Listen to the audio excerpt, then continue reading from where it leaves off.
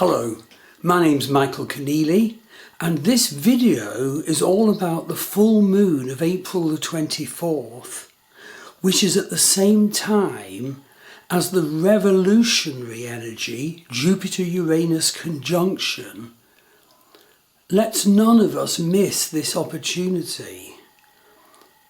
We actually must grasp this opportunity and not let it run through our fingers through ignorance or laziness or inertia.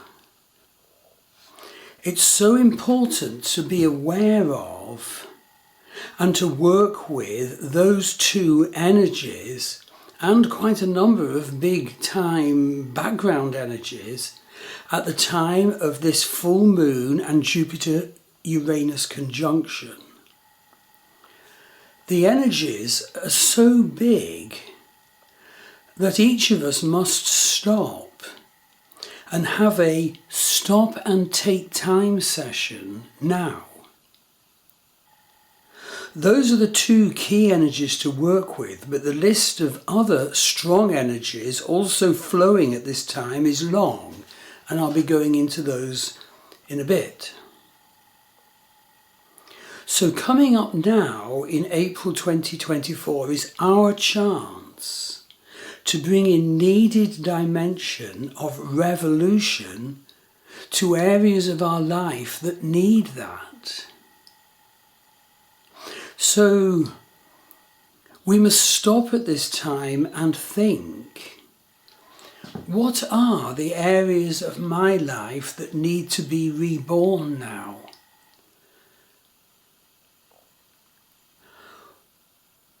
What area of my life cries out for revolution now?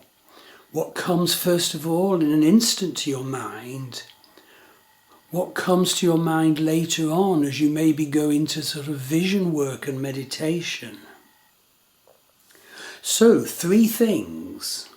It is a must at this time of the full moon and Jupiter-Uranus conjunction to check out what you are really feeling about different areas of your life. Secondly, we must then identify what we crucially need to change.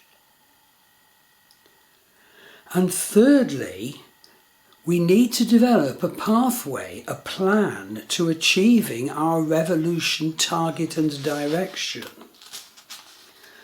And what you can do after you've sort of watched this video is check out what life areas are particularly affected for you by the full moon of April the 24th and the Jupiter-Uranus conjunction. So like the Vedic chart is probably the most accurate one, but I always cover Western and Vedic in all my astrology. What house is Aries, where the full moon and the Jupiter-Uranus conjunction are? What house is Aries in your chart? In other words, what life area is particularly affected? Secondly, what house is Libra? What life area is Libra, where the moon is? Thirdly, it's so important to identify what house is Pisces, because as part of this revolution energy, in Pisces are Mars, Neptune, Mercury, Rahu, Chiron and Venus. And of course with Rahu there, it reinforces that what we need to be aware of is what is our life purpose and destiny. And what do we need to change now to allow that to better unfold? And often us humans start off with no idea of what our life purpose and destiny is. It's centrally mapped by the position of the nodes of the moon in your Vedic birth chart, but many other factors as well. And so we all of us come in where Ketu is. We come in from past lives and ancestral issues. And each one of us is thrown as a life purpose, as a destiny direction in this incarnation to where Rahu is. Do get a reading from me if you want me to analyse your life purpose and destiny. And the next thing which ties into that, Ketu South Node is in Virgo, opposite Rahu in Pisces. What house or life area is Virgo in your chart? And as I said, Ketu in Virgo, Ketu itself is always about our past life issues and our ancestral issues. And then this is actually an important point. Pluto is square the full moon axis. Pluto is square the sun in Aries, square the moon in Libra. And it's in Capricorn. So what house or life area for you is Capricorn? And there, huge issues of power could be outturning. Many of them quite possibly you're unconscious of. Because so often we humans aren't aware of our misuses of power and also our potential for the needed power. So let's start by listing the factors present in the energies at the time of this 24th of April full moon. Now the Vedic and Western charts for this are in my April month page in my Star Wheel Astrology website under the More drop down. So point number one, to be clear, full moon of 24th of April is in the Vedic Aries Libra axis. Sun at 10 Aries, moon at 10 Libra. Secondly, be aware that the Jupiter conjunct Uranus is also in Vedic Aries, like Sun of the full moon. Jupiter's at 28 Aries, Uranus at 27. Thirdly, Pluto is T-square, the full moon axis, with Pluto at 7 Capricorn. And I don't want to be political, but the power issues going on at the United States now may affect our ability to identify and come into our own power, because the United States is having its Pluto return now. Very important to realise there's also an energy left behind by the new moon eclipse of the 8th of April that we all went through, which was very difficult and messy energies, but with great opportunity for, death and rebirth, shedding skins, growth in awareness, bringing in of healing. And that new moon eclipse was at 25 Vedic Pisces, conjunct Chiron, with planets then transiting forward and indeed retrograde through that eclipse pool of energy. And thus the planets will be activated and even, massively destabilized by going through an eclipse energy. Eclipse energies certainly last at least a year at that point, affecting planets that transit through them. Mars is at the first degree of Vedic Pisces, closing in on Neptune at 4 Pisces. And we'll be going later into the Mars thing, because of course Mars rules Aries, where this full moon is and where the Uranus-Jupiter conjunction is. And a very important point to be aware of, Saturn is Jagrat or wide awake, super strong in one of the two signs he rules. Saturn's at 21 Vedic Aquarius. And of course this will also massively affect people with Leo planets, because they'll be having a Saturn opposition. So, now let's go into the signs being strongly activated as a quick summary. Aries and Libra, of course, the sun and the moon of the full moon. But also Pisces, where the eclipse of April was, where Mars is, which ties in as the ruler of Aries. Aquarius, because Saturn's there. Capricorn, because Pluto is there. Plus all the signs receiving oppositions from all of this. Virgo, Leo, and not only oppositions, other aspects as well. I feel the nub of the matter is that the April full moon on the 24th of April has moon at 10 Vedic Libra and sun at 10 Vedic Aries. So this means that Sun and Jupiter Uranus are in Mars-ruled Aries. And Mars is in Jupiter-ruled Pisces. So you see, Jupiter in Aries rules Pisces where Mars is.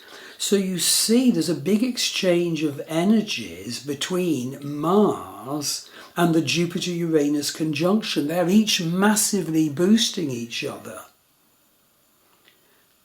And also in Vedic Aries, of course, it's not just Jupiter caught up in this Parivartana yoga, it's Uranus as well. So this revolution energy can certainly bring massive growth in a person's life, and particularly if you have planets in the signs I mentioned. Jupiter-Uranus can bring, thank the Lord, success. And it's boosted by Mars, the warrior energy. Think about it. So there's the warrior energy of Mars in Aries, and the strongly solar energy of the Sun in Aries. And also in Aries, the expansionary, spiritual, blessing energy of Jupiter. And also in Aries, the revolutionary energy of Uranus that was discovered at the time of the French Revolution. We absolutely do need to understand and grasp this opportunity. Please not let any one of us miss this opportunity.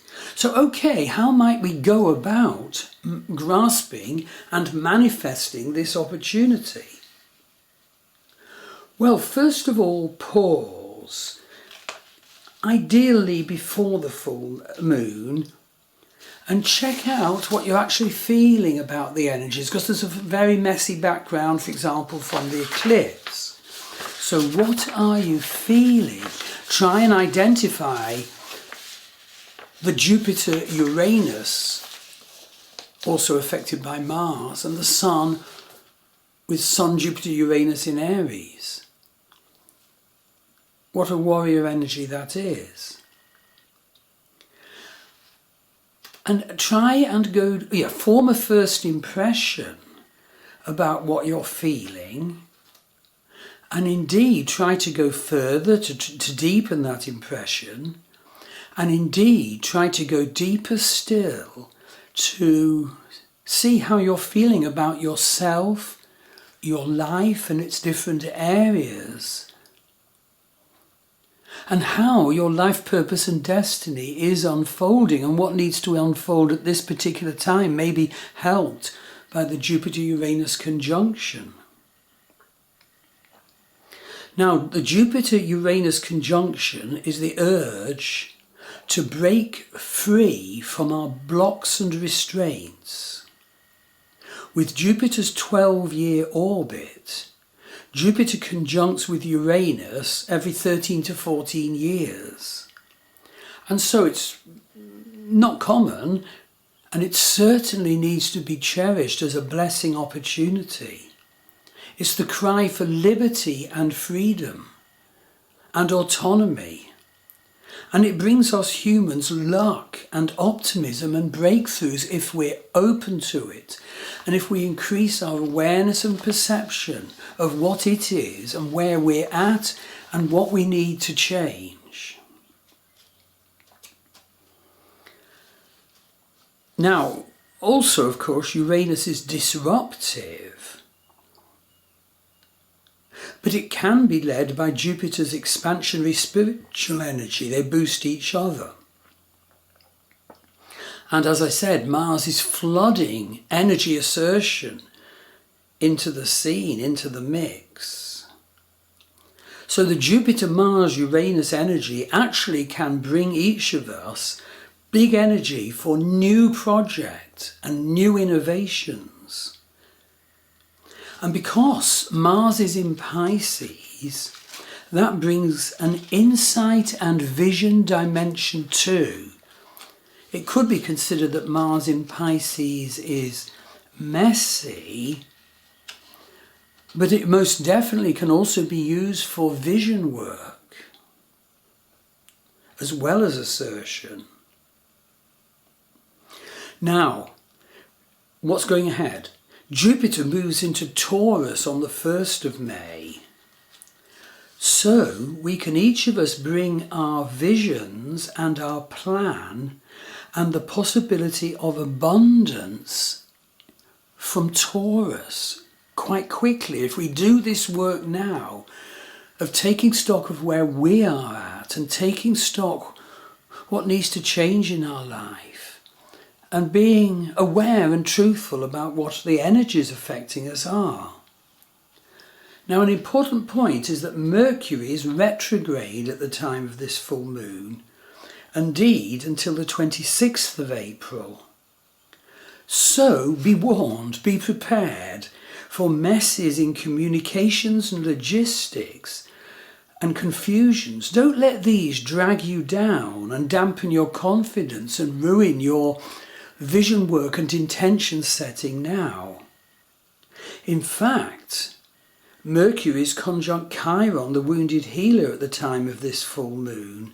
Mercury at 21 degrees Pisces, Chiron at 26. So there is quite an opportunity for healing there. And of course we have to be aware that there's lots of disorientation left over from the eclipse of the 8th of April. So we have to aim to be aware of and combat disorientating planet energies left over by that eclipse too. And as I said, Pluto is square the Sun and square the Moon. Pluto is square the full moon axis. Your buried power.